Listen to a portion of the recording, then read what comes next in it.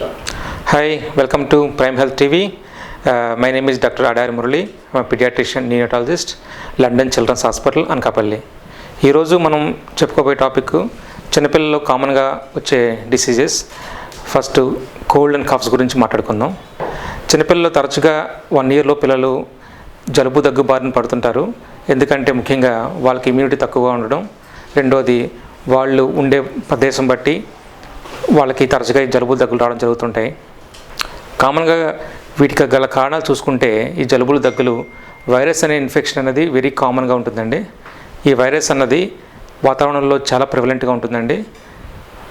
ఈ ప్రపంచం మొత్తం మీద లక్షలాది వైరస్లు ఉన్నాయి, అలాగే కొన్ని వేలాది బ్యాక్టీరియా కూడా ఉన్నాయండి. ఈ జలుబు దగ్గు కలకు మెయిన్ కారణం వైరస్ మాత్రమే. ఈ వైరస్లో 90% వైరస్లు నాన్ డేంజరస్ అండి. అవి ఏవి హామ్ చేయు. చిన్నగా జలుబు దగ్గు వచ్చి వారం రోజుల పిల్లలు నయమవుతాయండి. మిగిలిన 10% వైరస్ మాత్రం కొద్ది డేంజరస్గా ఉంటాయండి. సో మామూలుగా చిన్నపిల్లలకి జలుబు దగ్గులు వచ్చినప్పుడు ఒక డాక్టర్ని కన్సల్ట్ చేసినప్పుడు కామన్గా మేము ఫస్ట్ ఆఫ్ ఆల్ అసలు ఈ కారణం ఎందుకు వచ్చింది అని అనాలిసిస్ చేస్తుంటామండి. ఈ అనాలిసిస్లో కామన్ వైరస్ అని మాకు అనిపిస్తే కనుక చిన్న హోమ్ రెమెడీస్ ద్వారానే వాటిని ట్రీట్మెంట్ చేయడానికి ట్రై చేస్తాం. ఒకవేళ కనుక పిల్లల్లో అన్యూజువల్ సిమ్టమ్స్ లాంటివి ఆయాసం కానీ, హై ఫీవర్ కానీ, వెరీ హెవీ కాఫ్ కానీ వచ్చినప్పుడు పిల్లలకి వేరే అదర్ రకాల కారణాలు కూడా ఆలోచన చేస్తామండి. వాటిలో కొన్ని రకాల బ్యాక్టీరియా కూడా కొన్ని రకాలైన డిసీజ్కి దారి తీయవచ్చు. సో ఇప్పుడు మనం చూసుకున్నట్టయితే ఈ వైరస్లో కామన్గా ఉండే వైరస్లు ఇన్ఫ్లుయెన్జా వైరస్ అంటారు, swine flu virus and corona virus also మనం ఈ మధ్య ఎక్కువ వింటున్నాం COVID-19 అని. ఇవి కూడా వన్ ఆఫ్ ద వైరసెస్ వీటి గల మెయిన్ కారణాలండి. వీటిలో ముందుగా చెప్పినట్టుగా 90% ఇవన్నీ కూడా హానికరం కాని వైరస్ మాత్రమే. వీటికి ట్రీట్మెంట్ ఏమీ అవసరం లేదండి. కొన్ని రకాలైన వైరస్లు మాత్రం న్యూమోనియా కాజ్ చేస్తాయి. ఫర్ ఎగ్జాంపుల్గా చూసుకుంటుంటే ఈ పిల్లల్లో వచ్చే కోరింత దగ్గని, ఫెరెంజైటిస్ అని, టాన్సిలైటిస్ అని కొన్ని రకాల బ్యాక్టీరియా అండ్ వైరస్ కూడా న్యూమోనియా కూడా కాజ్ చేస్తాయండి. ఈ న్యూమోనియా ఈ బ్యాక్టీరియాస్ కొద్ది డేంజరస్గా ఉంటాయి.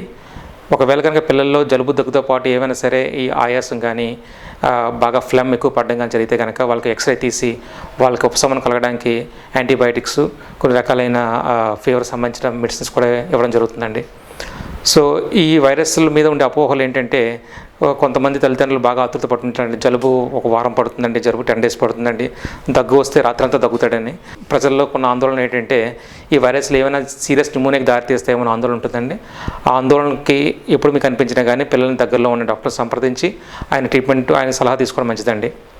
ఇప్పుడు ట్రీట్మెంట్ పార్ట్కి వస్తే ఈ వైరసెస్కి prevention is better than cure అండి. ప్రివెన్షన్ అంటే వైరస్ ఎలా దరి రాకుండా చూసుకోవాలన్నది ఫస్ట్ కాన్సెప్ట్ అండి. వైరస్ దరి రాకుండా చూసుకోవాల్సిన మెజర్స్లో first of all hand hygiene. మనం పిల్లలు ముట్టుకునే ముందు, పిల్లలు ఏ వస్తువు ముట్టుకునే ముందు చేతులు శుభ్రంగా కడుక్కోవడం అన్నది, పిల్లలు భోజనం చేసే ముందు చేతులు కడుక్కోవడం అన్నది, జలుబు దగ్గు వచ్చినప్పుడు వాటికి హ్యాండ్ కర్చీఫ్స్ అడ్డు పెట్టుకోవడం అన్నది చాలా ఇంపార్టెంట్ అండి.